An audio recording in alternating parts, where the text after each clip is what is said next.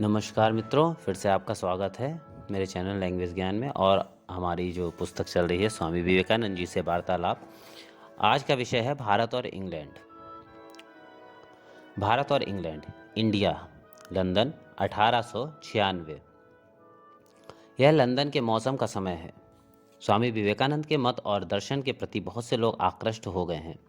वे उन लोगों के सम्मुख वक्तृताएं देते हैं, उनको अपने मत और दर्शन की शिक्षा देते हैं। बहुत से अंग्रेज यह सोचते हैं कि फ्रांस के छोटे मोटे प्रयत्नों को छोड़कर धर्म प्रचार अर्थात मिशनरी कार्य का एकाधिकार इंग्लैंड को ही प्राप्त है। अतएव मैं दक्षिण वेलग्रेविया में स्वामी जी के अस्थायी निवास स्थान पर यह पूछने के उद्देश्य से गया कि भारतवर्ष इंग्लैंड को संभवतः और क्या संदेश भेज सकता है, क्योंकि वैसे तो हम आज तक भिन्न भिन्न विषयों पर भारतवर्ष की इंग्लैंड के विरुद्ध शिकायत ही सुनते आए हैं। उदाहरणार्थ, होम चार्ज, एक ही व्यक्ति के हाथ में न्याय और शासन का संचालन रहना, तथा सूडान एवं अन्य देशों पर युद्ध आक्रमण के आय व्यय की मीमांसा आदि। स्वामी जी स्थिरता के साथ बोले, भारत का यहाँ धर्म प्रचारक भेजना कोई नई बात नहीं है। जब बौद्ध धर्म नवीन उत्साह से अभ्युदित हो रहा था, जब भारत के पास अपने चारों ओर के देशों को शिक्षा देने के लिए कुछ था, उस समय सम्राट अशोक चारों ओर धर्म प्रचारक भेजा करते थे। अब मित्रों, इसमें दो शब्द आए, लंदन का मौसम और होम चार्ज। इसका अर्थ मैं बताता हूँ। लंदन सीजन यानी लंदन का मौसम। पाश्चात्य के देशों में बड़े बड़े शहर के रहने वाले धनी और भद्र परिवार के स्त्री पुरुष ग्रीष्म काल में शहर के बाहर घूमने चले जाते थे। जिस समय वे सब शहर में रहते थे, उसी समय को वहाँ का मौसम कहते हैं। मई, जून और जुलाई महीने लंदन के मौसम का समय है। होम चार्ज का अर्थ है भारत पर राजसत्ता होने के कारण प्रतिवर्ष जो धन इंग्लैंड को भेजा जाता था, उस होम चार्ज उसी को कहते हैं। अब प्रश्न है, अच्छा क्या यह पूछा जा सकता है कि भारत ने उस तरह धर्म प्रचारक भेजना क्यों बंद कर दिया था और अब फिर से क्यों वैसा कर रहा है? उत्तर, धर्म प्रचारक भेजना बंद करने का कारण यह था कि भारत धीरे धीरे स्वार्थ पर हो गया। यह रहस्य भूल गया कि व्यक्ति और जातियां परस्पर आदान प्रदान की प्रणाली से ही जीवित रहती और उन्नति करती हैं। भारत ने सर्वदा संसार को एक ही संदेश सुनाया है। भारत का संदेश आध्यात्मिक रहा है। अनंत युग से भारत का एकाधिकार आभ्यंतरिक भाव राज्य में ही रहा है। सूक्ष्म ज्ञान, दर्शन, न्याय, ये ही भारत के विशेष क्षेत्र हैं। वस्तुतः मेरा इंग्लैंड में धर्म प्रचार कार्य के लिए आगमन तो इंग्लैंड के भारत में गमन का ही फलस्वरूप है। इंग्लैंड भारत पर विजय प्राप्त करके उस पर शासन कर रहा है और अपने भौतिक विज्ञान का उपयोग अपने एवं हम भारतीयों के हित के लिए कर रहा है। भारत ने इस संसार को क्या दिया है तथा क्या दे सकता है? मोटे तौर पर इसका उत्तर देते समय मुझे एक संस्कृत तथा एक अंग्रेजी वाक्य याद आ रहा है। जब कोई मर जाता है तो आप लोग कहते हैं उसने आत्मा का परित्याग कर दिया, he gave up the ghost, और हम लोग कहते हैं उसने शरीर त्याग दिया। वैसे ही आप लोग कहते हैं कि मनुष्य के आत्मा है। इससे यही अधिक प्रतीत होता है कि आप लोग शरीर को ही मनुष्य की प्रधान वस्तु मानते हैं, परंतु हम लोग कहते हैं कि मनुष्य आत्मस्वरूप है, उसके एक देह है। अवश्य ये सब जातीय चिंतन तरंग के छोटे छोटे ऊपरी बुलबुले हैं, पर इससे यह स्पष्ट हो जाता है कि आपकी जातीय भावधारा किस ओर जा रही है। मैं आपको शोपेनहावर की भविष्यवाणी की याद दिला दूं। उन्होंने कहा है कि तमोयुग का अंत होने पर यूनानी और लैटिन विद्या का उदय होने से यूरोप में जैसा महान परिवर्तन उपस्थित हुआ था, भारतीय दर्शन यूरोप में अच्छी तरह परिचित हो जाने पर फिर से वैसा होगा। प्राच्य तत्वों का अन्वेषण प्रबल वेग से अग्रसर हो रहा है। सत्यान्वेषियों के सन्मुख नूतन भावधारा का द्वार उन्मुक्त हो रहा है। प्रश्न, तो क्या आप यह कहना चाहते हैं कि अंत में भारत अपने विजेताओं को जीत लेगा? उत्तर, हाँ, भाव राज्य में अवश्य ऐसा होगा। अभी इंग्लैंड के हाथ में तलवार है, वह अभी जड़ जगत का प्रभु है। जैसे कि अंग्रेजों के आगमन से पहले हमारे मुसलमान विजेता थे, परंतु सम्राट अकबर तो वास्तव में एक हिंदू ही बन गए थे। शिक्षित मुसलमानों अर्थात सूफियों को हिंदुओं से सहज ही पृथक नहीं किया जा सकता। सूफी लोग गोमांस भक्षण नहीं करते और बहुत से विषयों में हमारे आचार व्यवहारों का अनुसरण करते हैं। हमारी विचारधारा उनकी विचारधारा की नस नस में समा गई है। प्रश्न, आपके मत में क्या प्रबल प्रतापशाली अंग्रेजों की भी वही दशा होगी जैसी मुसलमानों की हुई थी? आज तो वैसी संभावना बहुत दूर मालूम होती है। उत्तर, नहीं, आपको जितनी दूर मालूम हो रही है वास्तव में उतनी दूर नहीं है। धार्मिक विषय में अंग्रेजों और हिंदुओं में बहुत सादृश्य है और दूसरे धर्म संप्रदायों के साथ भी हिंदुओं का ऐक्य है। इनके यथेष्ट प्रमाण हैं। जब किसी अंग्रेज शासनकर्ता या किसी सिविल सर्वेंट को भारतीय साहित्य और विशेषकर भारतीय दर्शन का थोड़ा सा भी ज्ञान हो जाता है तो देखा जाता है कि वह ज्ञान ही हिंदुओं के प्रति उसकी सहानुभूति का कारण बन जाता है। इस प्रकार की सहानुभूति दिनों दिन बढ़ रही है, पर अभी भी कुछ लोग भारतीय भाव को अत्यंत संकीर्ण, यहाँ तक कि कभी कभी अवज्ञापूर्ण दृष्टि से देखते हैं। यदि कहा जाए कि इसका कारण केवल उनका अज्ञान है तो यह कोई अनुचित आक्षेप न होगा। प्रश्न: हाँ, यह तो अज्ञान का ही परिचायक है। आप एक बात बताएंगे, धर्म प्रचार के लिए पहले इंग्लैंड न आकर आप अमेरिका क्यों गए?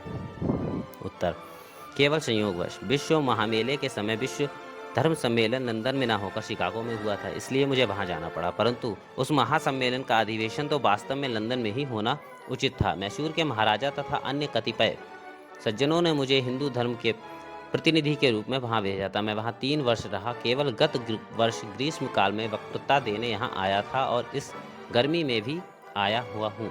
अमेरिकन लोग एक बड़ी जाति है, उनका भविष्य बड़ा उज्जवल है, उनके प्रति मेरी विशेष श्रद्धा है। उनमें मुझे कई सहृदय मित्र मिले। अंग्रेजों की तुलना में उनके कुसंस्कार कम हैं। वे किसी भी नवीन भाव की परख करने के लिए अधिक प्रस्तुत रहते हैं। उसकी नवीनता के बावजूद भी उसका आदर करने के लिए तैयार रहते हैं। फिर वे बड़े अतिथि परायण भी हैं। लोगों का विश्वास पात्र होने के लिए वहाँ अपेक्षाकृत कम समय लगता है। मेरे समान आप भी अमेरिका के शहर शहर में घूमकर वक्तृता दे सकते हैं। सब जगह आपको मित्र मिलते रहेंगे। मैं Boston, New York, Philadelphia, Baltimore, Washington, Des Moines, Memphis आदि अनेक स्थानों में गया था। प्रश्न: और प्रत्येक स्थान में आपने बहुत से शिष्य भी कर लिए होंगे? उत्तर: हाँ, शिष्य किए हैं, पर किसी नए संप्रदाय की स्थापना नहीं की है। वह मेरे कार्य के अंतर्गत नहीं है। समाज या समितियां तो संसार में पहले से ही बहुत सी हैं। इसके अतिरिक्त संप्रदाय गठन करने पर उसकी व्यवस्था के लिए योग्य व्यक्तियों की आवश्यकता होती है। फिर धन भी आवश्यक होता है, क्षमता भी और योग्य संचालन करता भी। बहुधा भिन्न संप्रदाय वाले अधिकार हथियाने के लिए कोशिश करते हैं और कभी कभी तो आपस में लड़ाई भी कर बैठते हैं। प्रश्न: तो क्या आपके धर्म प्रचार का संक्षेप में यही मतलब है कि आप केवल विभिन्न धर्मों की पारस्परिक तुलनात्मक आलोचना कर उसी का प्रचार करना चाहते हैं? उत्तर: मैं तो धर्म के दार्शनिक तत्व का ही प्रचार करना चाहता हूँ। धर्म विषयक बाह्य अनुष्ठानों का जो सार तत्व है उसी का मैं प्रचार करना चाहता हूँ। सभी धर्मों में एक प्रमुख और एक गौड़ भाग होता है। उन गौड़ भागों को छोड़ देने पर जो बचा रहता है वही सारे धर्मों की नींव है और वही उन सब की साधारण संपत्ति है। सभी धर्मों के अंतराल में वही एकत्व विद्यमान है। हम फिर उसे जिस नाम से पुकारे, चाहे गॉड कहें या अल्लाह, जिहोवा या आत्मा या प्रेम, वही एक तत्व समस्त प्राणियों में प्राण रूप से विराजमान है। निकृष्टतम प्राणी से लेकर उत्कृष्टतम अभिव्यक्ति मनुष्य तक सभी उसी तत्व के प्रकाश हैं।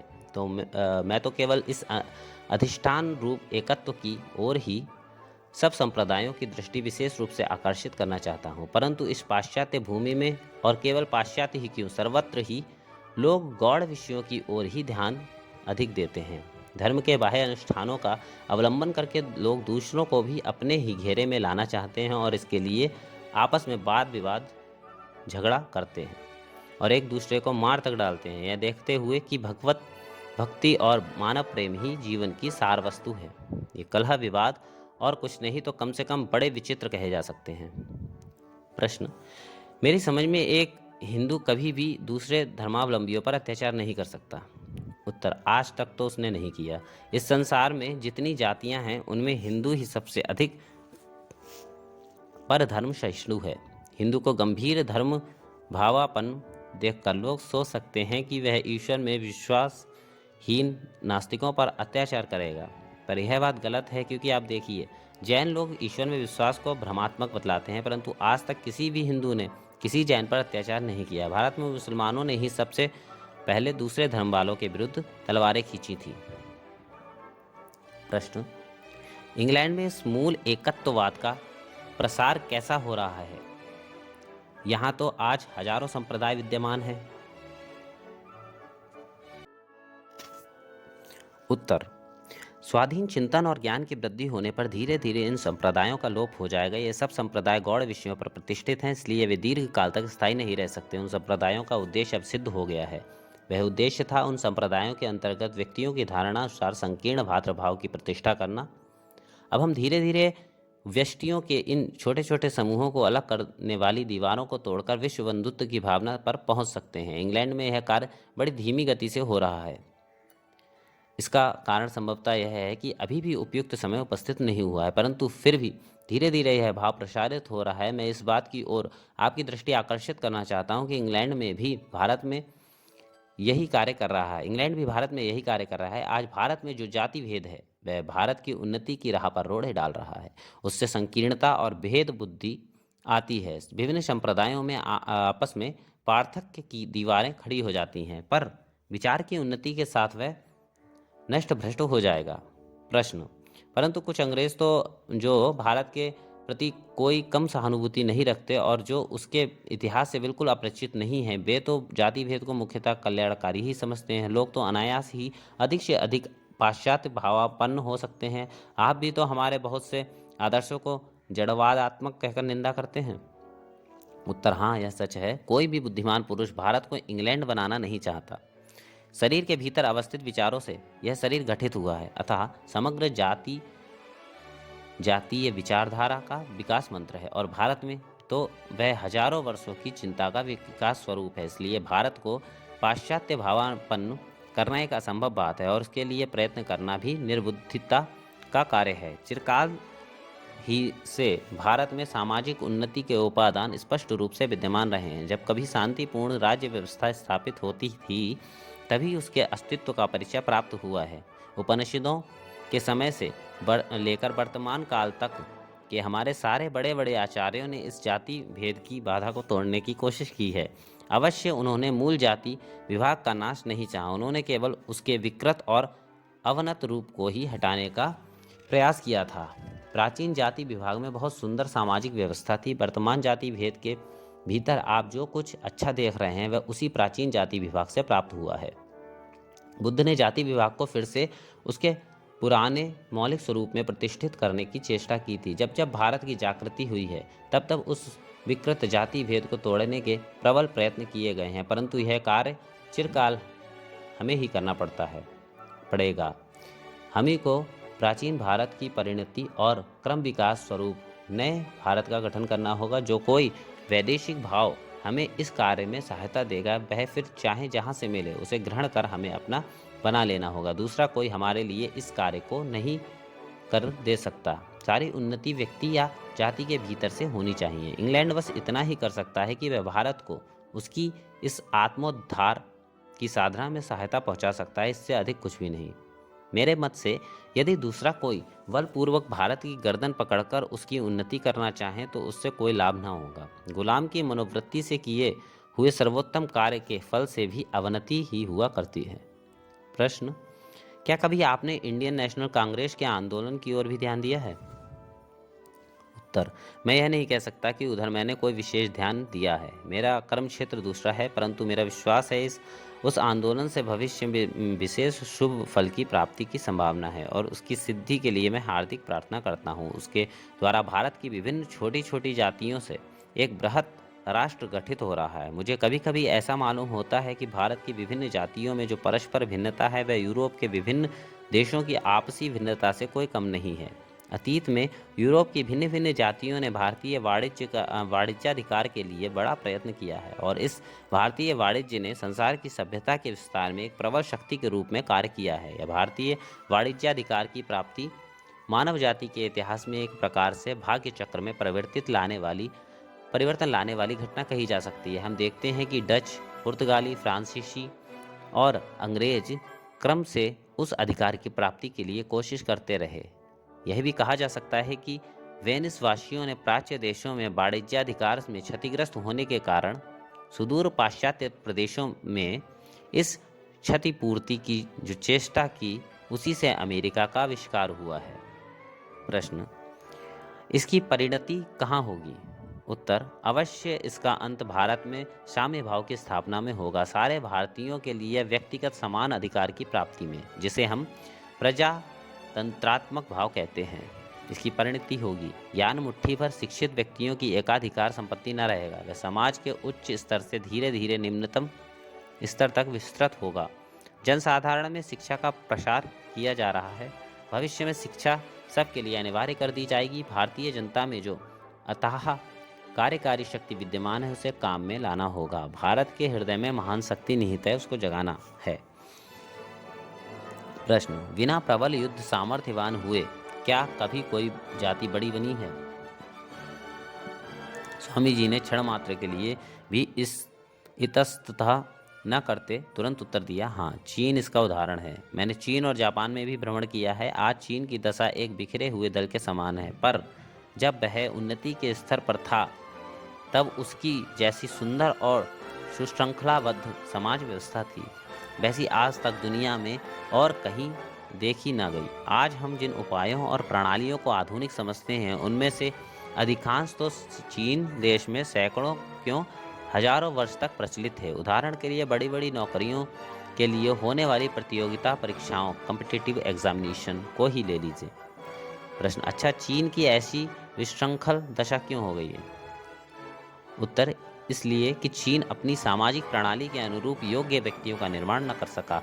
आप लोगों में यह कहावत प्रसिद्ध ही है कि पार्लियामेंट के विधान बल से मनुष्यों को सदुणी गुणी नहीं बनाया जा सकता। चीनियों ने यह बात आपसे पहले ही अनुभव कर ली थी।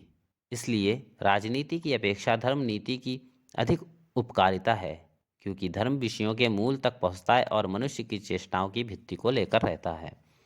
प्रश्न, आप भारत की जिस जागृति के विषय में कह रहे हैं, भारत क्या उस संबंध में सचेत है? उत्तर, संपूर्ण सचेत है। दुनिया शायद मुख्यतः कांग्रेस आंदोलन और समाज सुधार क्षेत्र में ही जागरण का अनुभव कर रही है, पर धर्म के क्षेत्र में भी यह जागरण उतना ही सत्य है, भले ही वह अपेक्षाकृत धीरे धीरे हो रहा हो।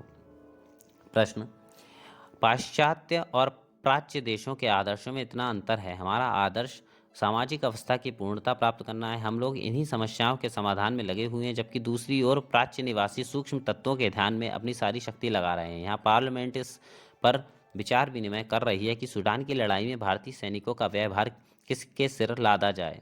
रक्षणशील दल या अर्थात कंजर्वेटिव पार्टी के सभी शिष्ट संवाद पत्रों ने भारत के इस अनुचित निर्णय के विरोध में प्रबल आवाजें उठाई हैं, परंतु आप लोग शायद सोचते होंगे कि यह विषय बिल्कुल ध्यान देने योग्य नहीं है। स्वामी जी सामने पड़े हुए अखबार को लेकर रक्षणशील दल के पत्रों से उद्धृत किए हुए अंशों पर नजर दौड़ाते हुए बोले, पर यहाँ पर आपने बिल्कुल गलत समझा है। इस विषय में मेरी सहानुभूति स्वाभाविक ही अपने देश के साथ है। फिर भी यहाँ मुझे एक प्राचीन संस्कृत कहावत याद आ गई, विक्रीते करिणी किमंकुशे विवाद, अर्थात हाथी को तो बेच डाला, अब अंकुश को लेकर झगड़ा क्यों। भारत तो चिरकाल से ही देता आ रहा है। राजनीतिज्ञों का विवाद बड़ा विचित्र होता है। राजनीति में धर्म का प्रवेश कराने के लिए अनेक युग लगेंगे। प्रश्न, तो भी उस कार्य के लिए अभी से प्रयत्न तो करना चाहिए। उत्तर, हाँ, संसार के सबसे बड़े शासन यंत्र इस विशाल नंदन नगरी के हृदय में किसी भाव का बीजारोपण कर देना विशेष आवश्यक है। मैं बहुधा इसकी कार्य प्रणाली का पर्यवेक्षण किया करता हूँ, देखा करता हूँ कैसे तेज और कैसे पूर्णता के साथ सबसे सूक्ष्म नस तक इसका भाव प्रभाव पहुँच रहा है। इसका भाव विस्तार, इसकी चारों ओर शक्ति संचालन करने की प्रणाली कैसी अद्भुत है। इसको देखने के से समग्र साम्राज्य की बृहत्ता तथा इसके कार्य की महत्ता को समझने में सहायता मिलती है। अन्यान्य विषयों के विस्तार के साथ साथ यह शासन यंत्र के भावों का भी विस्तार किया करता है। इस महान यंत्र के अंतस्थल में कुछ भावों का प्रवेश करा देना बड़ा आवश्यक है, जिससे सबसे दूरवर्ती प्रदेश तक उनका प्रसार हो सके। स्वामी जी की आकृति विशेषत्व पूर्ण है। उनका लंबा चौड़ा सुंदर सुडौल शरीर प्राच्य देशों की आकर्षक वेशभूषा से भी और भी सुंदर दिखाई देता है। उनका व्यक्तित्व बड़ा प्रभावशाली है। जन्म से वे बंगाली हैं तथा कलकत्ता विश्वविद्यालय के ग्रेजुएट हैं। उनकी वक्तृता शक्ति असाधारण है। बिना किसी संक्षिप्त नोट आदि के ही वे किसी भी विषय पर 1.5 घंटे तक धारा प्रवाह वक्तृता दे सकते हैं। एक शब्द के लिए भी उनको कहीं पर रुकना नहीं पड़ता। CSV द्वारा लिया गया इंटरव्यू।